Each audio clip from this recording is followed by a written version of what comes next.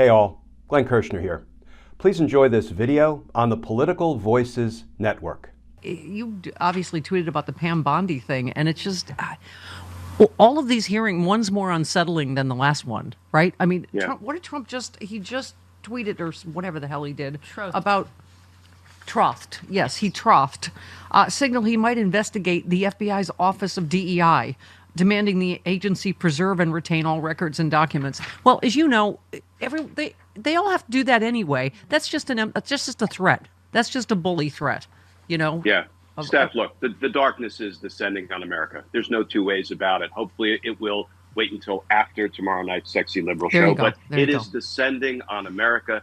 So what we're going to need to do is continue to find and feed and support the points of light. And the good news is they are out there. First of all, we've got state governors and attorneys general ready to fight every unlawful executive order and other act of the Trump administration. And given the Trump lawyers available to him versus the lawyers in the states and the nonprofits who are ready to actually fight for the rule of law and the Constitution, they're going to crush Donald Trump and his lawyers. You know, now, will that push Donald Trump into sending the military out into the streets? I don't know. But we have to keep fighting the righteous fight. We have to keep supporting the points of light that are out there because we will survive this. And now, Steph, it's all about getting to the midterms. Yeah, I mean, I got to say, I so appreciate Governor Newsom right now, who is, I don't care what you see on the right-wing ecosphere, is doing a great job in unimaginable circumstances out here. And I'm glad he said he's going to try to Trump-proof California. We're going to need protection from Trump. And, I heard some right-winger go,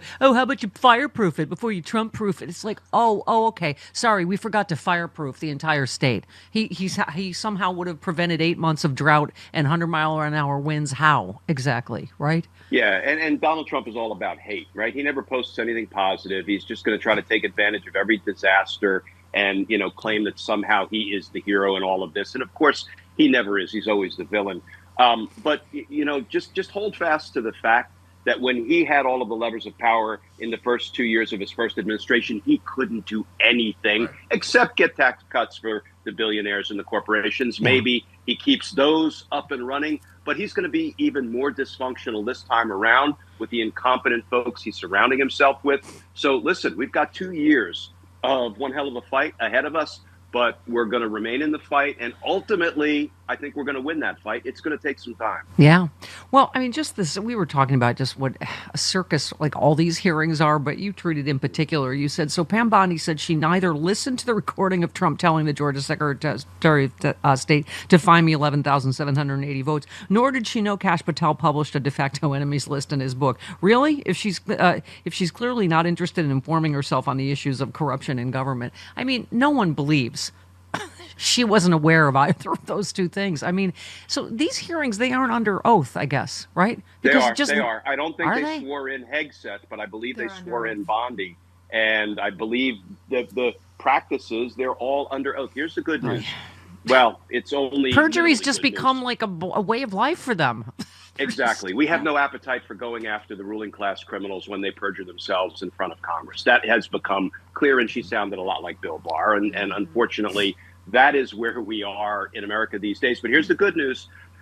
You don't have to be under oath to catch a criminal charge. It's called an 18 United States Code 1001 statement. It's a 1001 statement is a false statement to Congress, regardless of if it's under oath or not. That's the minimally good news. The law that applies would hold liars before Congress accountable. The bad news is nobody bothers to apply that law to the ruling class criminals. Yeah. It is that sense of, oh my God, nothing matters anymore. Nothing matters. I mean, you retweeted to your friend Katie Fang, who said Senator Whitehouse, who's our new best friend, by the way, who's on the show this week. Yeah. We'd like to see a White House, wouldn't we? Sure. Yeah. He said to Bondi, you've said you're going to prosecute DOJ prosecutors and investigators. Bondi, I said that on TV. Oh, okay, so it doesn't count. And I said, if they're bad, they'll be prosecuted. And you said, bad isn't the standard to prosecute anyone. It's actually criminal. Let's hope any future attorney general can keep those concepts straight. I mean, bad means anything against Donald Trump. Well, bad, I guess, in Pam Bondi's view might mean Democrats. But here's the thing. I raised 5 daughters and 1 son. My kids were bad sometimes. Doesn't mean they ought to be criminally prosecuted. It's and you didn't put them in jail? What kind of fathering is that? Yeah. It's ridiculous for an aspiring attorney general to say, I'm going to prosecute bad people. No, you prosecute folks who've committed crimes and for whom you have enough facts to prove beyond a reasonable doubt those crimes, not people who, in your estimation, are bad, like Liz Cheney and Jack Smith and Adam Kinzinger and others. It's absurd where we are now on the law enforcement front. If these people are going to head up the Department of Justice, and gosh help us if Kash Patel becomes the director of the FBI. I urge everybody to go to his website. Kash Patel is a sock merchant. He's selling socks. He's selling, get ready for it, Kash Punisher socks. And his logo is a K, a $, and an H. Hey, it could have been worse. All the best FBI directors have their own online merch shops. It could have been worse. Matt Gaetz is selling horse dewormer and ivermectin and hydroxychloroquine now. Okay, Glenn. We were just saying these whole hearings in general. It's just they use it as just an opportunity to lie, to put out, to score political points. You said, my gosh, listening to Senator Grassley's disinformation-filled ramble at the Pam Bondi confirmation hearing, perhaps a more apt term than gaslighting would be grasslighting.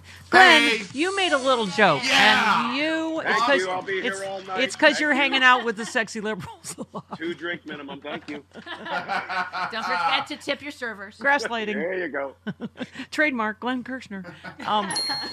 But yeah, it's just, it's like extraordinary. I was at the Hegseth hearing, my head was going to explode. This whole thing about Afghanistan, it's their political talking points that are just complete bull.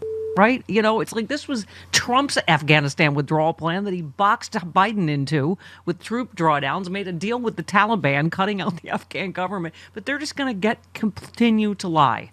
And we see it here in L.A. every single day. There's a new lie about the fires.